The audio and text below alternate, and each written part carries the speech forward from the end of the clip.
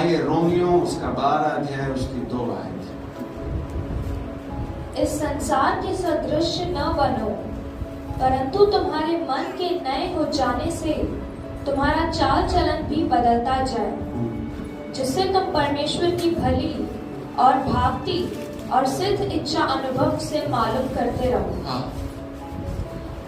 यहाँ प्रेरित पौलुस जो लिख रहा है वो ऐसा कह रहा है कि इस संसार के सदृश ना बनो, मत बनो इस संसार के।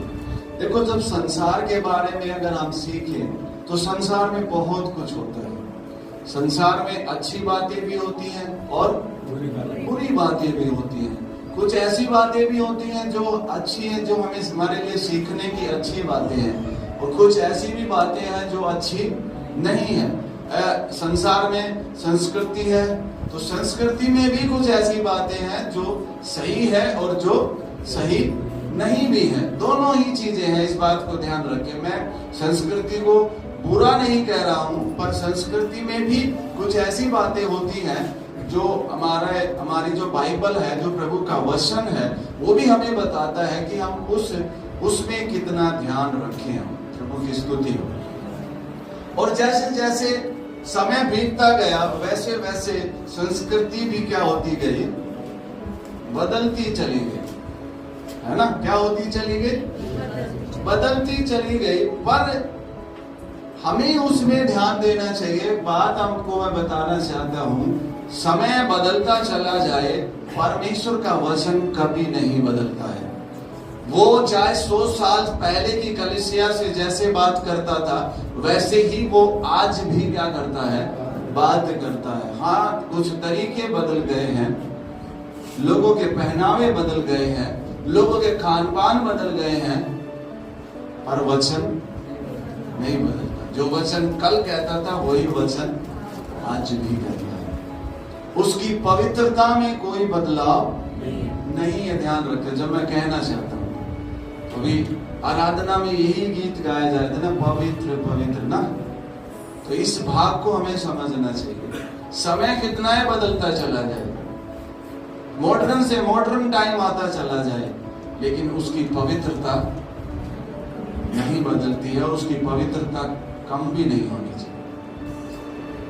उसकी पवित्रता कम होती नहीं है, पर ये कलीसिया के ऊपर बात है कि वो उसकी पवित्रता को कैसे लेते हैं, क्योंकि वो तो ना बदलने वाला परमेश्वर है। उसका जो स्वभाव है, उसका जो नेचर है, वो ना बदलने वाला है। वो प्यार करने वाला है, वो क्षमा करने वाला है। तो अब प्रेरित पौलुस कह रहा है, तो इसमें कुछ बातों को देखिए। इसमें संसार के सदृश मत बनो ऐसा लिखा है, ये एक विषय है जिसके ऊपर मनन करना चाहिए। दूसरी बात यहाँ कहता है, परंतु तुम्हारे मन के नए हो जाने से तुम्हारा चाल चलन भी क्या होता जाए।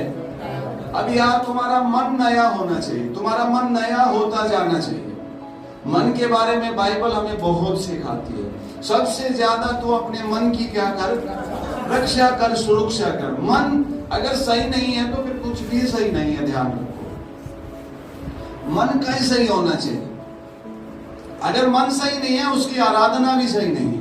मन सही नहीं है, उसकी प्रार्थना भी सही नहीं है। मन का सही होना चाहिए।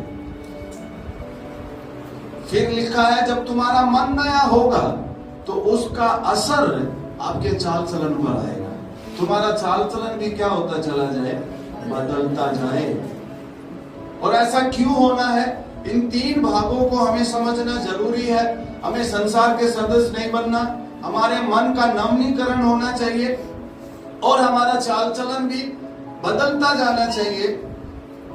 क्यों ऐसा होना चाहिए, ताकि हम परमेश्वर की भली और भावती और सिद्ध इच्छा अनुभव से मालूम करते जाएं। देखिए, केवल इच्छा नहीं है, यहां पर भली और भावती और सिद्ध इच्छा।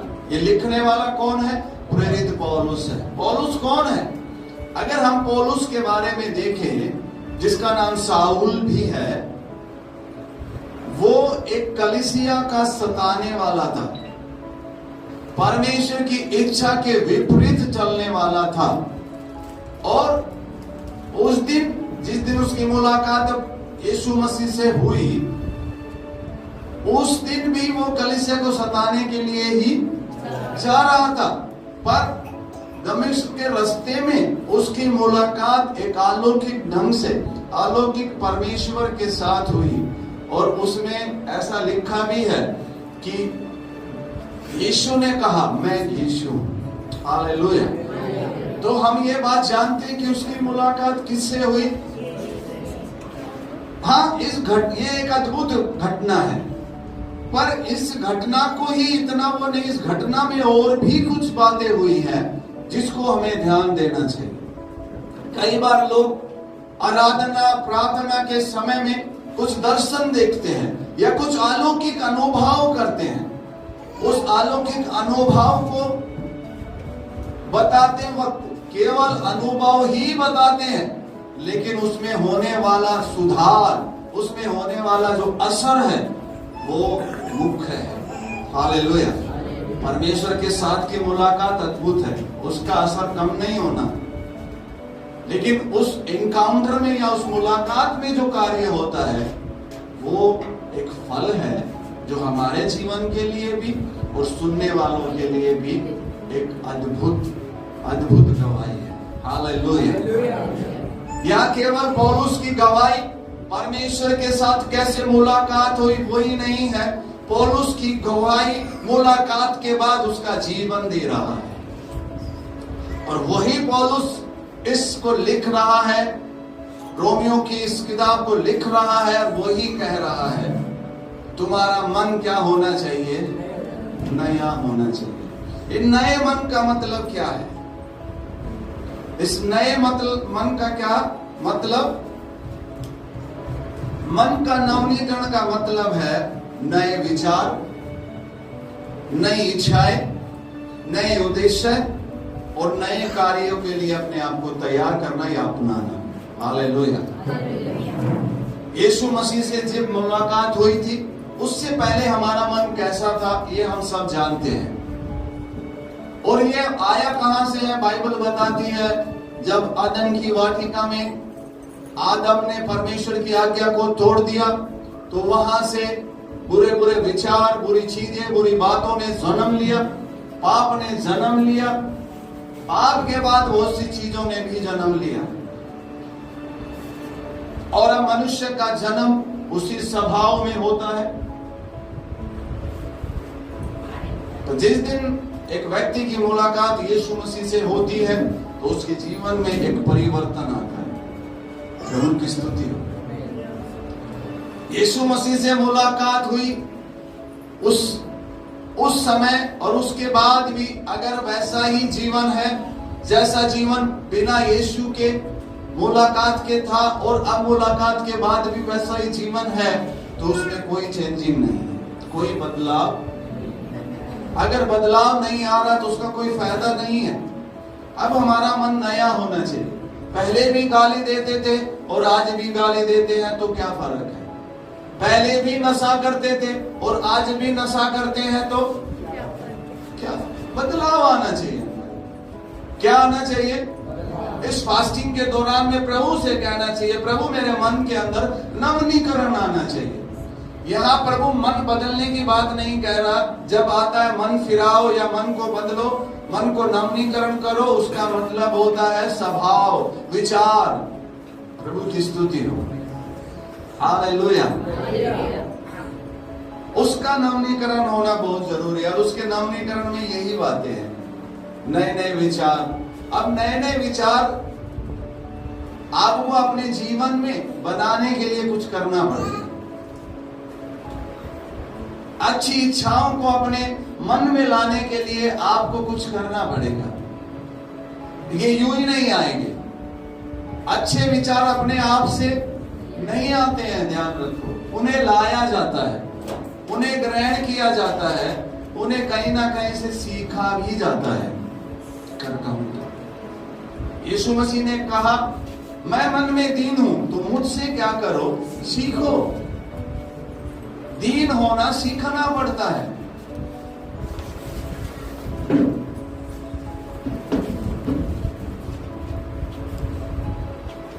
बात इसमें आ गई, परमेश्वर की भली और भावती और सिद्ध इच्छा अनुभवों से। किससे?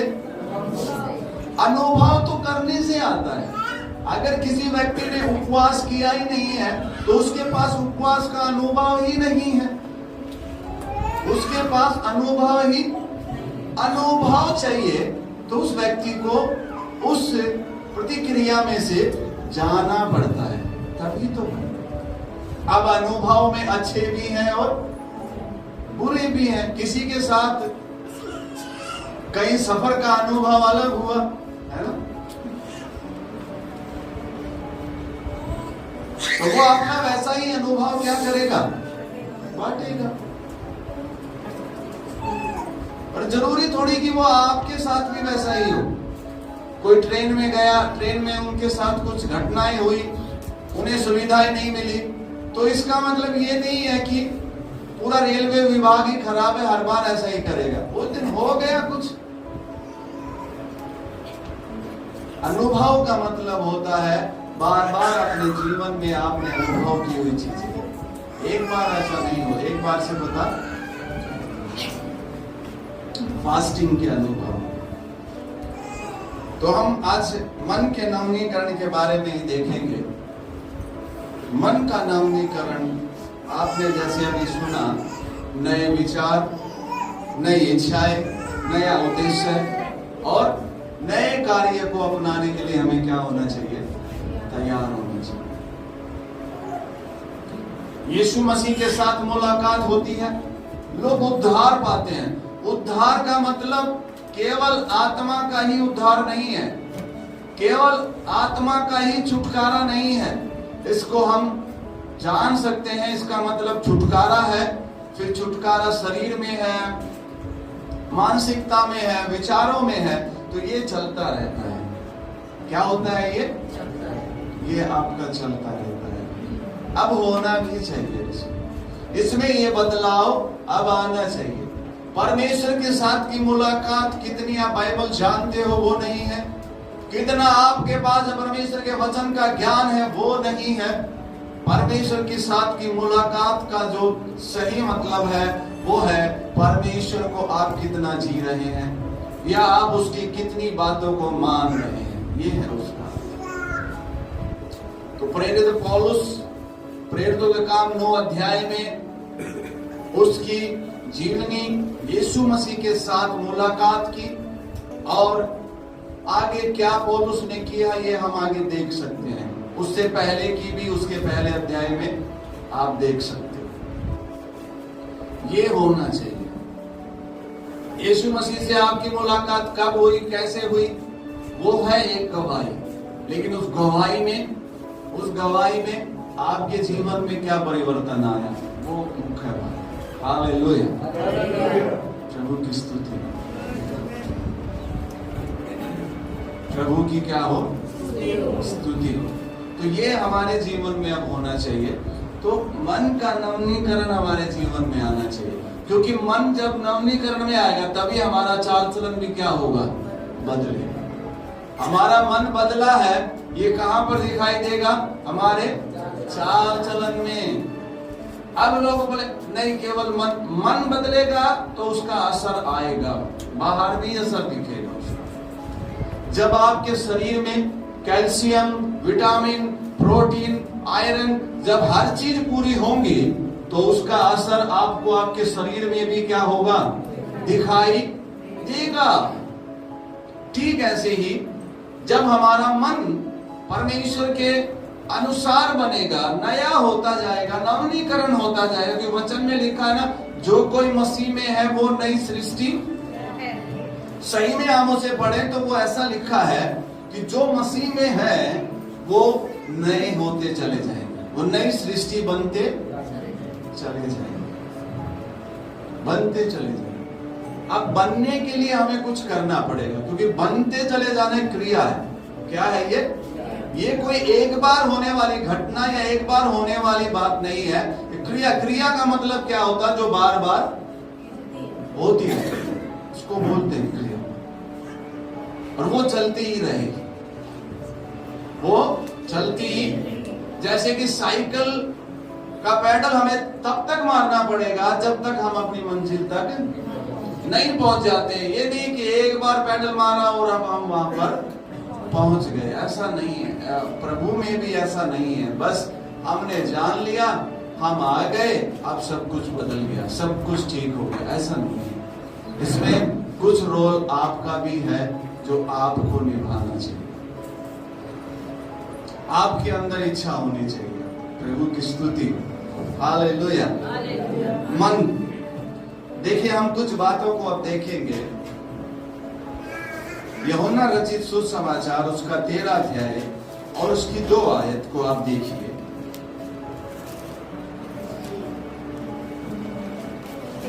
यूहन्ना रचित सुसमाचार उसका 13 अध्याय और उसकी 2 आयत। तब शैतान शमौन के पुत्र यहूदा इस्करियोती के मन में यह डाल चुका था कि उसे पकड़वाए तो भोजन के समय। जब शैतान शमौन के पुत्र यहूदा इस्करियोती के मन में यह बात डाल चुका था, यह बात डाल चुका था। कौन सी बात डाल चुका था? अब इसका मतलब मन में डाला जाता है। मन में क्या होता है? अब मन में जो डालोगे वही आएगा, क्योंकि वचन में लिखा है ना, अगर आप भले भंडार में को देखोगे तो उसमें भली बातें होंगी, बुरा भंडार में। अब बात भंडार नहीं है, बात उसमें डाला क्या गया है, उसमें डाला क्या गया है, वो महत्वपूर्ण बात है। आप अपने मन में डाल क्या रहे हैं? आप अपने मन में डाल क्या रहे हैं, महत्वपूर्ण बात है। अब यीशु मसीह के साथ रहा है ये 3 साल या उससे थोड़ा ज्यादा, ये किसके साथ रहा है? यीशु मसीह के साथ रहा है। अब यीशु मसीह के साथ रहते हुए भी शैतान ने इसके मन में क्या डाल दी? बात डाल दी। इसका मतलब डल सकता है। क्यों डला पता है? ये जब ये यीशु मसीह के पास आया, इसके जीवन में पहले से ही ये बात थी। ऐसा नहीं कि शैतान किसी के अंदर भी कुछ डाल सकता है, ऐसा नहीं है। इसके अंदर ऑलरेडी एक बात थी जिससे शैतान को मौका मिला, जिससे शैतान के को रास्ता खुल गया उसके जीवन में कुछ डालने के लिए। और वो बात क्या थी? वो यीशु मसीह के पास आने से पहले उसका जो दिल था वो धन को लेकर उसका नजरिया गलत था। उसके अंदर लालच था। क्या था उसके अंदर? लालच उसके अंदर था।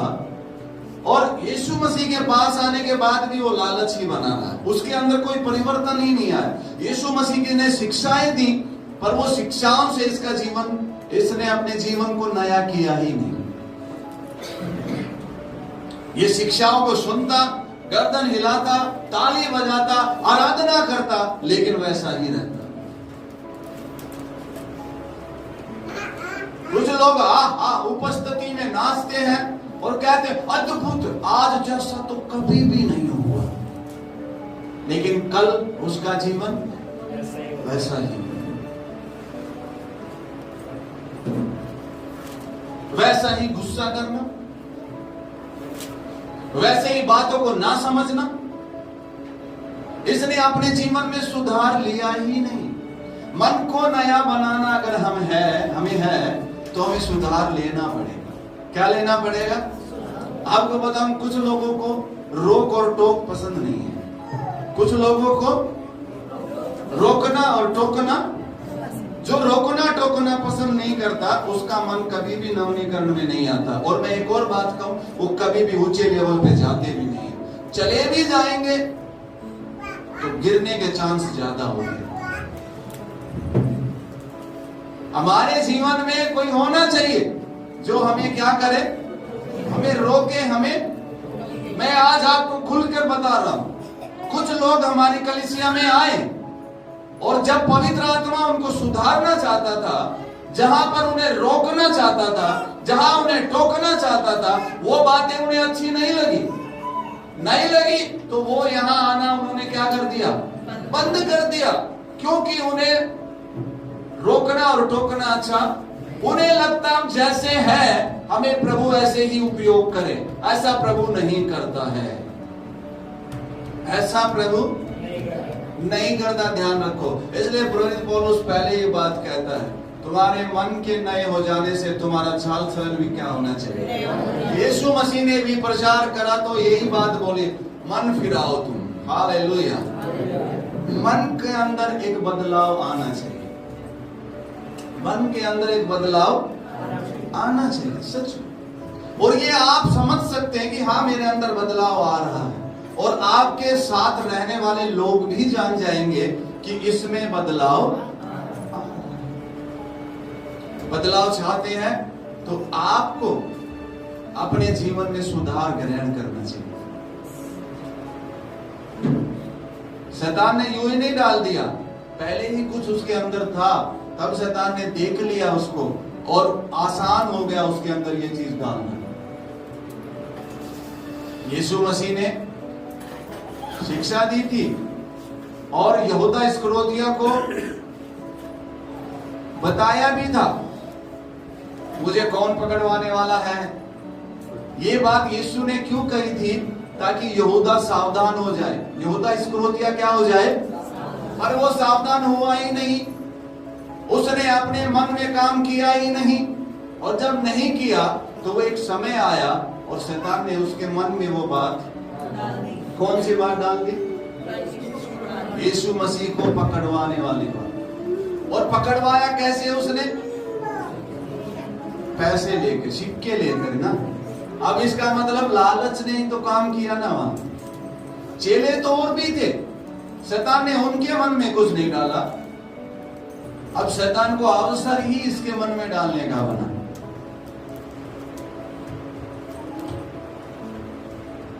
चेले तो यीशु मसीह के और भी थे, और जब जितने भी चेले यीशु के पास आए सब में कोई ना कोई कमी थी, लेकिन वो कमी समय रहते क्या होती गई, सुधार होती गई, सुधार होती गई, सुधार होती गई। शैतान ने देख लिया कि इनमें तो परिवर्तन होता जा रहा है, इसमें कोई भी परिवर्तन नहीं है, तो मैं इसको ही मोहरा बनाता हूं, मैं इसको ही उपयोग।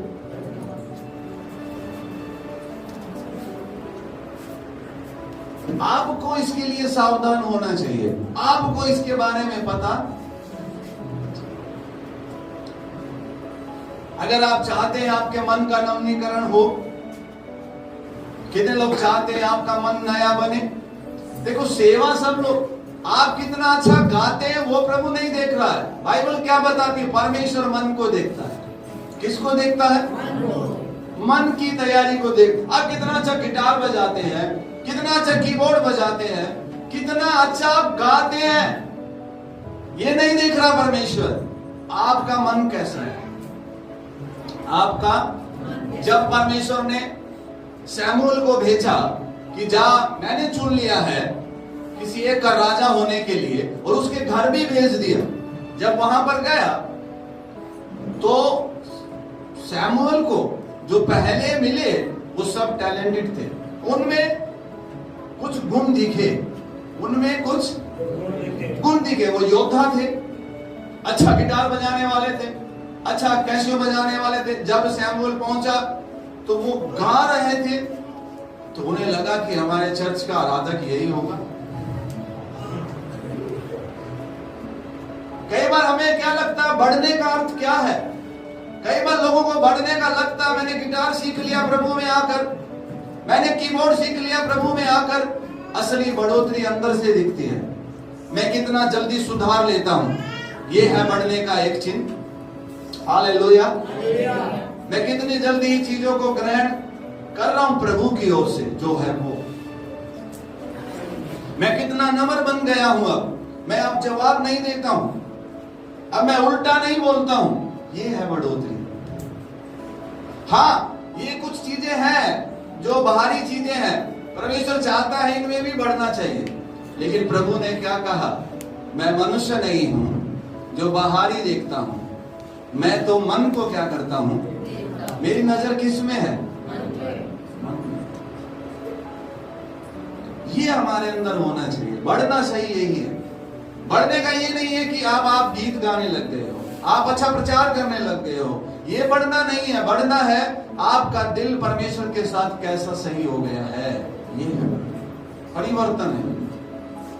कल एकदम से गुस्सा आ जाता था, अब लेकिन गुस्सा नहीं आ रहा या कम आ रहा है, इसका मतलब सुधार हो रहा है।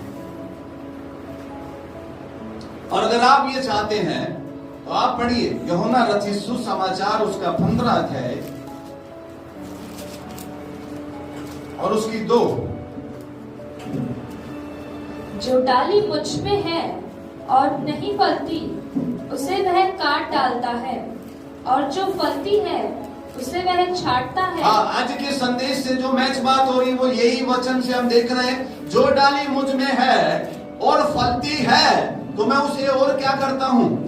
अच्छा, ये छांटने का मतलब क्या है? मैं उसे और सुधारता हूँ, मैं उसे आकार देता हूँ अपनी इच्छा में। वो डाली अपने आकार में जा रही थी, लेकिन वो मुझ में बनी तो मैंने अपनी इच्छा में उसे आकार देना क्या किया। अगर सही अर्थ यही है, परमेश्वर दिलचस्पी रखता है हमारे जीवन में काम करने के लिए। हालेलुया। क्यों रखता है? क्योंकि वो हमसे प्यार करता है। उसने क्रूस उठाया है हमारे लिए, उसने कोड़े खाए हैं हमारे लिए, उसने दर्द सहा है हमारे लिए। वो हमारे जीवनों में, हमारे दिलों में सही कार्य होने की दिलचस्पी रखता है। इसीलिए वो रोकता है, इसीलिए वो रोकता है। प्रभु की स्तुति हो। जो मुझ में बना रहेगा और क्या लाएगा? हाँ, उसमें बनकर कौन सा फल? जो सुधार को ग्रहण करने के लिए तैयार है, तो परमेश्वर उसको और भी फल लाने के लिए क्या करेगा? तैयार करेगा। सुधार हमें लेना चाहिए। क्या लेना चाहिए? कई बार लोग सुधार में नहीं जाना चाहते। किसमें नहीं जाना चाहते? सुधार वाला संदेश भी अच्छा नहीं लगता है, सुधारने वाले लोग भी अच्छे नहीं लगते हैं। हमें वो अच्छे लगते हैं जो हर बात में कहे बिल्कुल बढ़िया, हर बात में आपकी बात को कभी काटे ही ना। वे लोग आपको क्या लगते हैं?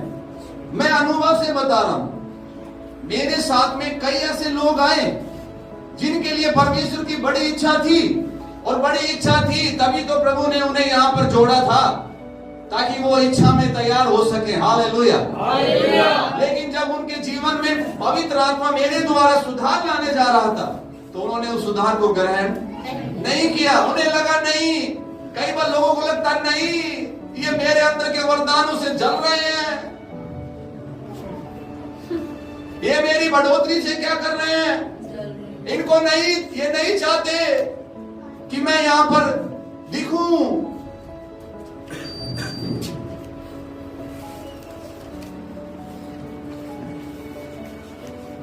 अरे पास्टर या परमेश्वर का जो जन है वो क्यों जलेगा? एक अच्छे पिता की खासियत ही ये है कि वो अपने बच्चों को हमेशा उन्नति में देखेंगे। हालेलुया। हालेलुया। अच्छे सुधार में देखेंगे वो, और वो एक अच्छा पिता है, इसलिए वो कह रहा है जो मुझ में बना रहेगा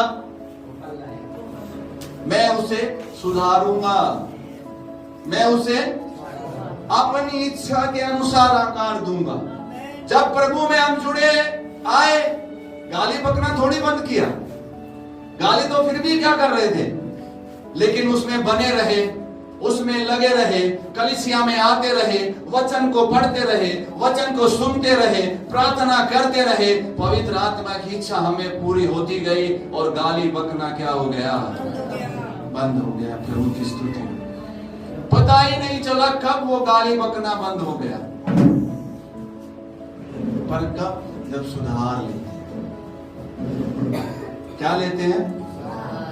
प्रभु में आए, एक ऐसे स्वभाव से आए जो सुनते ही नहीं है किसी की, क्या नहीं करते, और जब किसी की सुनना नहीं ना किसी को, तो चिल्ला चिल्ला के बोलने लग जाएगा, क्योंकि वो क्या नहीं चाहता? सुनना नहीं चाहता। और एक धर्मी जो होगा वो फिर चुप हो जाएगा। परमेश्वर यहां पर क्या कहना चाहता है? मैं उन्हीं के जीवन में सुधार ला सकता हूं जो लाने की इच्छा करते हैं। पास्टर भी उन्हें ही बढ़ा सकता है जो अपने जीवन में इच्छा रखते हैं सुधार होने की। क्या होने की? आपको बाकी चीजों में बढ़ने के लिए प्रार्थना करने की जरूरत नहीं पड़ेगी अगर आपका मन ही नवीनीकरण में आ जाएगा तो। आमीन। दाऊद का मन परमेश्वर ने देख लिया, इसका मतलब दाऊद का हृदय तैयार हुआ था। तो परमेश्वर ने देख लिया और शमूएल को बोल दिया, मैंने देख लिया है, तू उसका जाकर क्या कर, अभिषेक। मैंने देख लिया है वो बहुत अच्छा उपवास करने वाला है, ऐसा नहीं बोला। मैंने देख लिया वो बात बात पर वचन बोलने वाला है, ऐसा नहीं बोला। ऐसा बोला कि उसका मन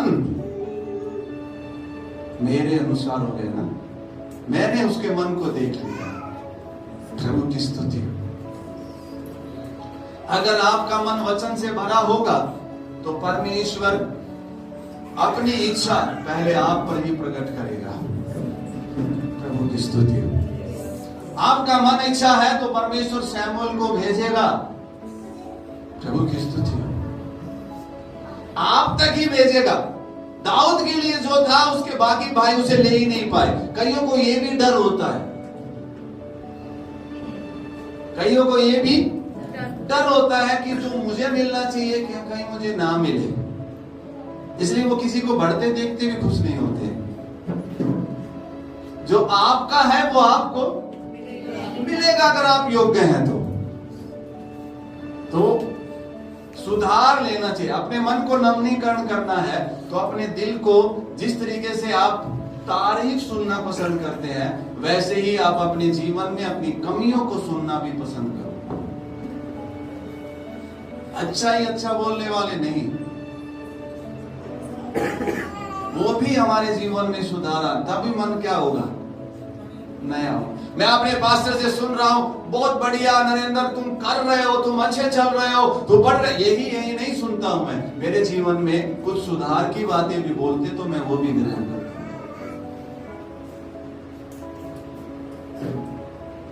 आज लोग यही सुनना पसंद करते हैं बस हमेशा।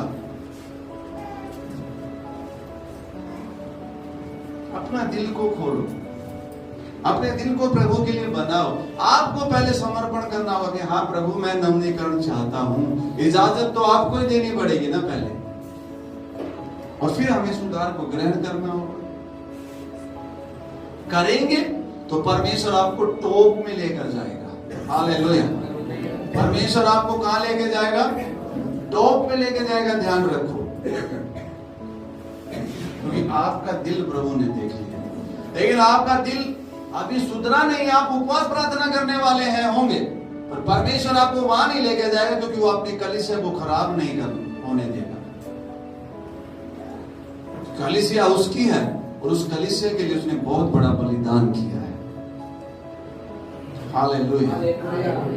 अगर सच में आप अपने बच्चों को बढ़ते देखना चाहते हो तो उन्हें उत्साहित करो, कलीसिया में होने वाली शिक्षाओं में भाग लें ताकि उनका जीवन बदले, उनका मन नवीनीकरण में हो। अगर आप चाहते हैं नवीनीकरण आए तो आपको क्या करना पड़ेगा? सुधार लेना पड़ेगा। अच्छा देखो, एक उदाहरण दे रहा हूं। जब आप मार्ग में जाते हैं तो टॉर्च होती है। टॉर्च हमें क्या देती है? रोशनी देती, उजाला देती, मतलब वो रास्ता दिखाती है। रास्ते पे हमें चलाती नहीं है, क्या दिखाती है? अब वो आपके ऊपर बात है। आपने टॉर्च में देख भी लिया कीचड़ है, फिर भी उसमें क्या मार दिया, तो गलती इसमें टॉर्च की नहीं है, गलती लाइट की नहीं है, गलती किसकी है? उस खुद की है जिसने देख लिया। परमेश्वर हमें दिखाता है, परमेश्वर हमें सावधान करता है, पर यहां आप ध्यान देना है कि आप वहां पर जागरूक हो कि नहीं। अच्छा, देखने के बाद भी कीचड़ में पैर मारने वालों को क्या कहते हैं?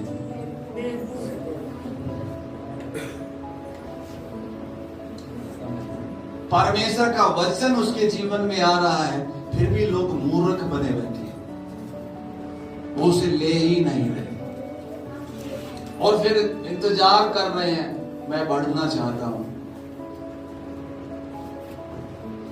वचन को ग्रहण कर।